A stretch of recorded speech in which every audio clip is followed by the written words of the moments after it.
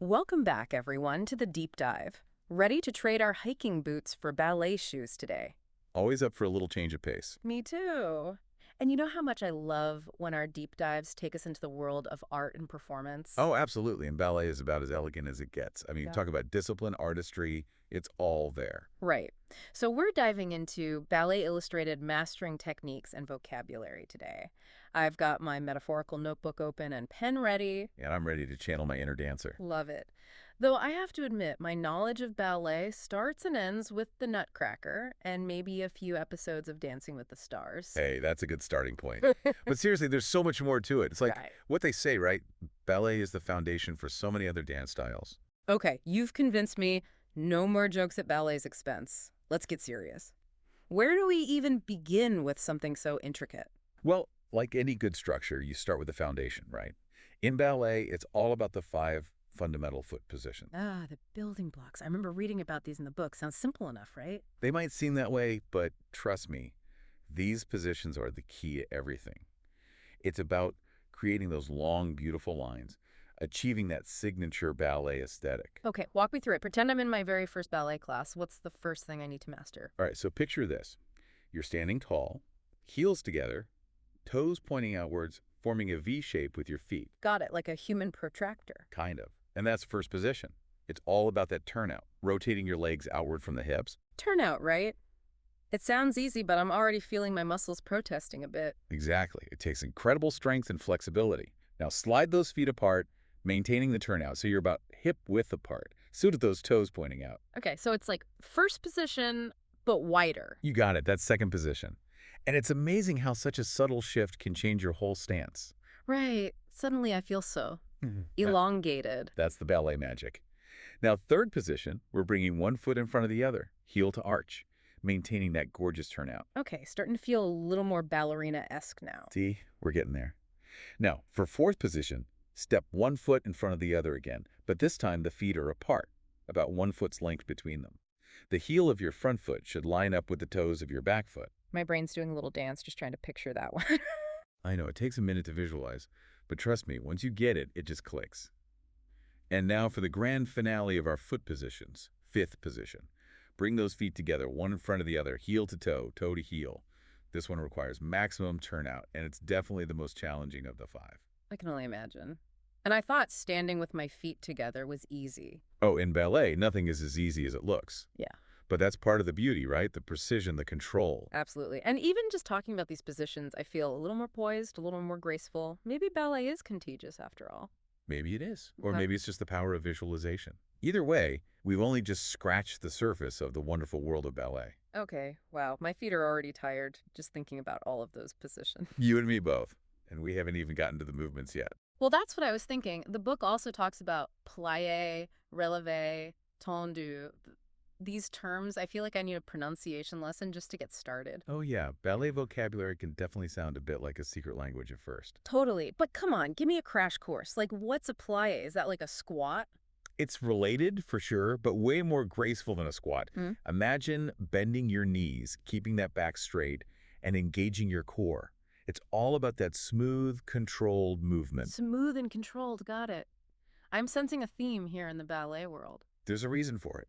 A good plie is the foundation for so many other steps. Oh, wow. So you're telling me even like those big dramatic jumps they do, those start with a good plié. Absolutely, everything in ballet builds upon itself. Mm. Speaking of building, how about we releve?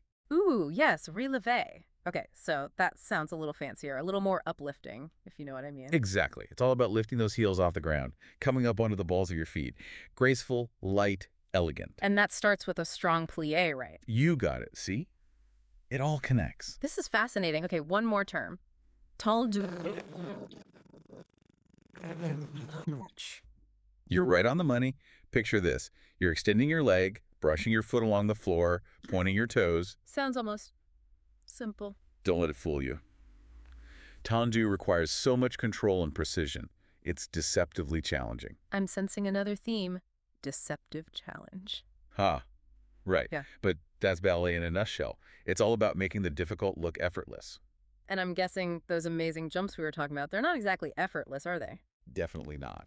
But even those incredible feats of athleticism, they all stem from mastering the basics. Speaking of those jumps, I think I saw some cool terms for those in the book too, sauté and chape, right? They just sound so much more impressive than just jump. I know, right? Everything sounds better in French, especially ballet terms. So true. Break them down for me. What's a sauté? It's basically a simple jump, but the key is, of course, in the landing. Light, quiet, controlled. So even jumping requires serious technique in ballet. Noted. Exactly. Now, échappé is where things get really fun. Imagine starting with your feet together.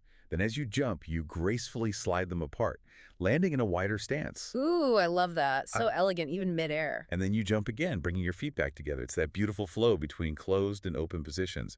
Okay, this is where I really wish we had visuals because I'm doing my best over here to imagine all of this. I know, me too. But hey, maybe our listeners are all practicing their sautés and échappés as we speak. I hope so. Or at least picturing themselves looking incredibly graceful while doing it. I know I am. As long as we're imagining, right? But, beyond the steps themselves, Ballet Illustrated also dives into the importance of etiquette and class structure. Oh, right, because it's not just about the physical movements, is it? There's a whole culture surrounding ballet. Absolutely. It's steeped in tradition and respect. Like imagine walking into a classic ballet studio. Ooh, yes, with the bars and the mirrors and the... And the wooden floors, that distinct smell of, I don't even know, maybe it's wood polish and dedication. And everyone's wearing those amazing leotards and tights. Yeah, right. Hair pulled back tight. It's almost like stepping back in time. So what's it like being a student in a ballet class? What's the vibe? You can definitely feel the history. Yeah. It's serious, but there's also this sense of community. So it's not intimidating because I have to admit, I'm picturing like super strict instructors and everyone being incredibly talented. Well, every instructor has their own style, of course. Hmm. But at its core, ballet is about discipline and artistry, and those things can be intimidating at first. But it's also about pushing yourself beyond your comfort zone, discovering your own strength and grace. I like that. So what happens during a typical ballet class? Walk me through it. Okay, so you typically start at the bar, warming up, working on your technique. Ah, the bar. Such a classic ballet image. Right, it's like your partner in crime throughout the class. And then you'd move on to center work, where you get to move more freely across the floor, putting those movements together. That's where you really get to like embody the dance, Yes, right? exactly. And of course, every class ends with a cool down, stretching those muscles, reflecting on what you've learned. Sounds like a pretty amazing workout, both physically and mentally. It really is. But, we can't forget about the music. Oh, right. The music. It's like the heartbeat of ballet, isn't it? It Yeah. totally is. It sets the whole mood, the tempo, everything. It's like the music is leading you through the movements. Totally. I remember reading something in Ballet Illustrated about the role of the accompanist. Like, usually there's a pianist there during class, right? Almost always. And they're not just like playing background music. They're really setting the tone for the entire class. Wow, that's incredible. I never really thought about it like that. They even have a specific term for that introductory music before a dance, like to set the stage. Oh, what's it called? Now I'm curious. It's called preparation. Preparation. Interesting. It's like those few moments of music before the dance actually begins. It gives the dancers a chance to get into character. Ooh, I love that. It's all connected. Exactly. The music, the movements, the feeling, it all comes together. Man, I'm so inspired right now. I kind of want to sign up for a ballet class. Do it. You never know till you try. Right. That's true.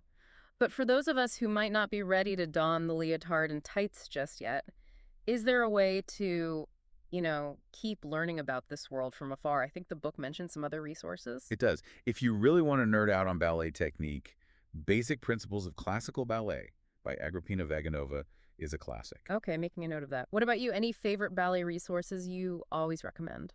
I always go back to Inside Ballet Technique by Valerie Grieg. It's a great one for understanding, like, the how and the why behind the movements. Awesome. Adding that to my list too. And hey, even just watching professional ballet performances, either live or online, can be so eye-opening. So true. Seeing it all come together on stage is really something else. It's like a whole new level of appreciation, right? Absolutely. Well, I think that's a beautiful note to end on. The magic of ballet, everyone. Cheers to that. And that's a wrap on another incredible deep dive. Until next time, keep exploring, keep learning, and who knows, maybe we'll see you at the bar.